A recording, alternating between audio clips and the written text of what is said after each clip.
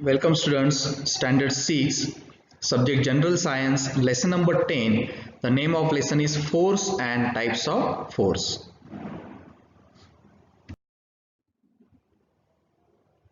Student, just observe these pictures and discuss some of the question answers.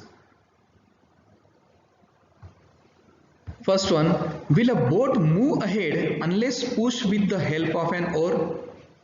क्या ये जो boat पानी में सेल कर रही है उसको अगर हमने कोई टाइप का भी फोर्स नहीं लगाया तो अपने आप ऑटोमेटिकली वो मूव होगी? Answer is obviously no. It requires some kind of force to move in any direction.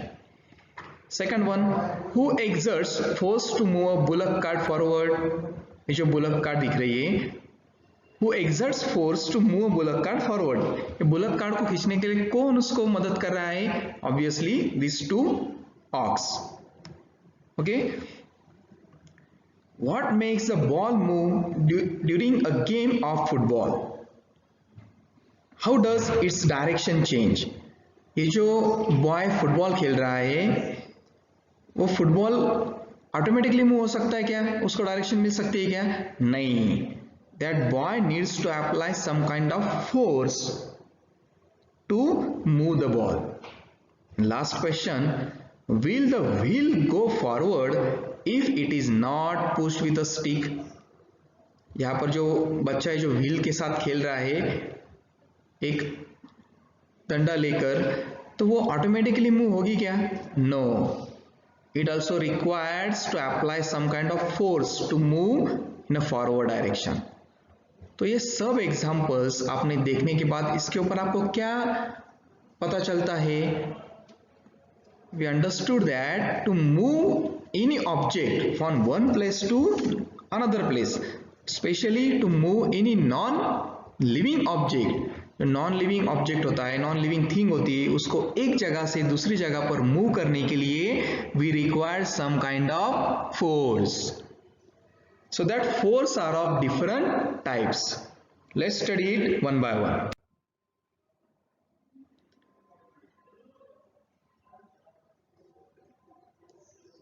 When we kick the football coming in our direction towards the goal, we apply force. In day-to-day life, we do many actions such as lifting, pulling, riding a bicycle and stopping it at times, pushing a load, squeezing or bending something and driving vehicles. It is necessary to apply force for doing all these actions. Force is applied to an object to pull it or push it in any manner. जो मैंने अभी आपको बताया, जो भी हम day to day life में बहुत सारे एक्टिविटीज करते हैं, सुबह उठने के साथ और रात की सोने के समय तक जो दिन भर हम अलग अलग एक्टिविटीज करते हैं. Take an example, when you are taking bath at morning time, अगर जब आप स्नान करने के लिए जाते हैं तो आपको बकेट भरने के लिए और बकेट को उठाने के लिए आपको फोर्स अप्लाई करना पड़ता है. उस फोर्स को हम बोलेंगे मस्कुलर फोर्स. आपको उसको उठाकर एक जगह से दूसरी जगह पर बकेट शिफ्ट करनी होती है. Okay, then take an example, if you are going to school with your bicycle, तो आपको अलग अलग टाइप के फोर्स अप्लाई करने पड़ेंगे. For pushing the pedal, then for applying the brakes. So all this example says that any object, any non living object required force for its displacement. उसकी जगह छोड़ने के लिए उसको फोर्स अप्लाई करने की जरूरत है. No object change its position on its own. कोई भी ऑब्जेक्ट उसकी पोजीशन खुद नहीं चेंज कर सकता. Force is required to move an object. किसकी जरूरत पड़ती है ऑब्जेक्ट को मूव करने के लिए? फोर्स की. Force is used to change the direction of an object in motion or to stop it. So what is force? Force is required to move an object. Force is used to change the direction of an object in motion or to stop it. हमें force apply करने के बाद ही कोई चीज को हम move कर सकते हैं और जो मूविंग कोई भी ऑब्जेक्ट है उसको भी हम फोर्स अप्लाई करने के बाद स्टॉप कर सकते हैं. Can you tell what happens when you hold the two ends of a spring and pull them apart? यहाँ पर जो फिगर में आपको दिखाया है, आपके पेन के अंदर जो स्प्रिंग होती है, अगर आप उसको खींचते हैं तो क्या होता है, तो खींचने के बाद वो आपको इनवर्ड डायरेक्शन में फोर्स अप्लाई करता है। एक तो आपको पहले फोर्स लगेगा उसको खींचने के लिए, बाद में वो वापस श्रिंक होती है तो वो भी एक इनर डायरेक्शन में फोर्स अप्लाई करती है। Second, what happens when a blacksmith hammers a red hot piece of iron. यहाँ पर जो दिखा है, ब्लैकस्मिथ क्या कर रहा है, एक आयरन मटेरियल को शेप दे रहा है। तो शेप देने के लिए वो जिस तरीके से उसके ऊपर हैमर करता है, उस टाइप का आर्टिकल वो बनना है by applying the force. So, force is necessary to change the shape of an object. Just keep that thing in mind. Force is necessary to change the shape of object. कोई भी object का shape अगर आपको change करना है तो उसके लिए आपको किसकी जरूरत पड़ेगी, फोर्स की जरूरत पड़ेगी। Study the types of force. First one, a muscular force.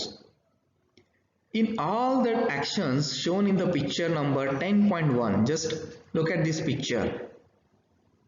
Lifting a weight, the person lifting a weight, correct, with his left hand. So the movement take place with the help of the bones and muscles in the body. The person in the picture alongside is lifting the weight by using muscular force. ये जो person यहाँ पर दिखाया गया है वो muscles को lift कर रहा है, डंबल्स को लिफ्ट कर रहा है। तो डंबल्स लिफ्ट करने के लिए उसको कौन से फोर्स की जरूरत पड़ेगी, applying the force with it bones and muscles. ये जो बोन्स और मसल्स का हेल्प लेकर वो फोर्स अप्लाई कर रहा है। So this type of force is called muscular force. The force applied with the help of muscle is called muscular force. Okay, understood. The force applied with the help of muscle, जो भी force आपने आपके muscle का help लेकर apply किया है उस force को बोला जाता है muscular force. Students, for which task in your day to day life do you use muscular force. आपको एक लिस्ट बनानी है कि आप पूरे दिन में कौन कौन से ऑब्जेक्ट को मूव करने के लिए मस्कुलर फोर्स अप्लाई करते हैं। Make a list of all that articles or objects. Second type of force, that is a mechanical force. We use different machines for doing many tasks. Muscular force is used for running some machines. Some machines are run by using electricity or fuel. Correct? हमारे day to day life में हम 90% और 99% हम machines के ऊपर अभी rely करते हैं, जीते हैं। हर एक चीज के लिए हमारे पास मशीन होता है। So some machines are runs on electricity or some of them are run on types of fuels like petrol, diesel or kerosene. Let us study. Machines like the latter are called automatic machines.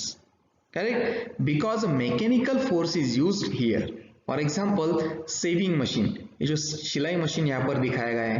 Then electric pump जो हम tubewell में डालते हैं या हमारे घर में नीचे से हमारे टेरेस पे रखी हुई टंकी तक और टैंक तक जो पानी हमें लिफ्ट करके उसमें भरना होता है टैंक में, उसके लिए हम पंप यूज करते हैं, इलेक्ट्रिक पंप। करेक्ट? और हम कुएं में भी इलेक्ट्रिक पंप यूज करते हैं। देन वॉशिंग मशीन कपड़े धोने के लिए यूज करते हैं। Mixer for grinding all kitchen materials, okay, etcetera. ये सभी जो मशीन से इन सबको कौन से फोर्स की जरूरत होती है, मैकेनिकल फोर्स की। मतलब कि देखो, first example will take sewing machine. हमारे पास सिलाई मशीन है और सिलाई मशीन को चलाने के लिए हमें पेडल्स उसके मूव करने पड़ते हैं और अभी हम उसके लिए मोटर भी यूज कर सकते हैं सिलाई मशीन को चलाने के लिए, लेकिन it also requires some kind of electricity. Then next example, electric pump, it requires also electricity. Then washing machine, it also requires electricity. Mixer also requires electricity, etc. Make a list of all other such machines. आपके घर में जो other ऐसे machines है जो use करते हैं आप दिन ब दिन और पूरे डे में, उसके आप लिस्ट बना सकते हैं। So let us study the definition of mechanical force. The force applied by means of a machine is called mechanical force. The force applied by means of machine, जो भी फोर्स हम machine का इस्तेमाल करके apply कर रहे हैं, machine का हेल्प लेकर अप्लाई कर रहे हैं, उस फोर्स को बोला जाता है mechanical force. Okay. Third one, the gravitational force. इसको ही मराठी में बोला जाता है गुरुत्वाकर्षण शक्ति. If an object is thrown upward by applying force, it reaches a certain height and comes down again, where again it fall down on the earth. Okay, यहाँ पर एक जो बॉय दिखा है, जो बॉल को थ्रो कर रहा है, फेंक रहा है, उसके पूरा फोर्स अप्लाई करके, तो क्या होगा, बॉल सर्टन लिमिट तक, हाइट तक जाएगा. Then again that ball falls down on the earth. Why is this so? ऐसा क्यों होता है? और why do fruits on trees fall to the ground? ये जो मैंगो ट्री यहाँ पर दिखाई गई है, वो मैंगो ट्री को जो भी यहाँ पर मैंगोस दिख रहे हैं, वो नीचे ही क्यों गिरते हैं, ऊपर क्यों नहीं जाते?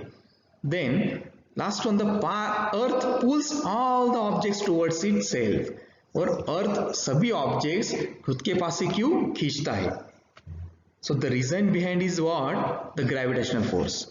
ये सब क्यों होता है? Due to only gravitational force, गुरुत्वाकर्षण शक्ति के कारण. So what is gravitational force? The force applied by the earth to pull objects towards itself is called gravitational force. The information about scientist Newton is given. Sir Isaac Newton discovered gravitational in the 17th century. The Earth's gravitational force acts in a direction opposite to that of an object moving upwards. Hence, the speed of that object goes on decreasing till the end it becomes zero. मतलब ये जो हमने example लिया था कि एक boy ball को throw कर रहा है ऊपर अपवर्ड डायरेक्शन में, बराबर है, वो सर्टन लिमिट की हाइट में जाने के बाद वो वापस उसका फोर्स जीरो होता है, और जीरो होने के बाद वो सडनली वापस नीचे आने लगता है. Then the object starts falling down instead of going up. वो ऊपर जाने की बजाय बॉल नीचे आने लगता है. Okay, while falling its speed goes on increasing. जब बॉल ऊपर जा रहा था तो उसका स्पीड कम था, लेकिन जब बॉल नीचे आ रहा है तो उसका स्पीड बढ़ रहा है. All the times due to gravitational force. This happens due to only gravitational force. So the gravitational force is discovered by scientist Sir Isaac Newton. Students, just complete the given homework and send me the completed homework on my personal WhatsApp number. Thank you.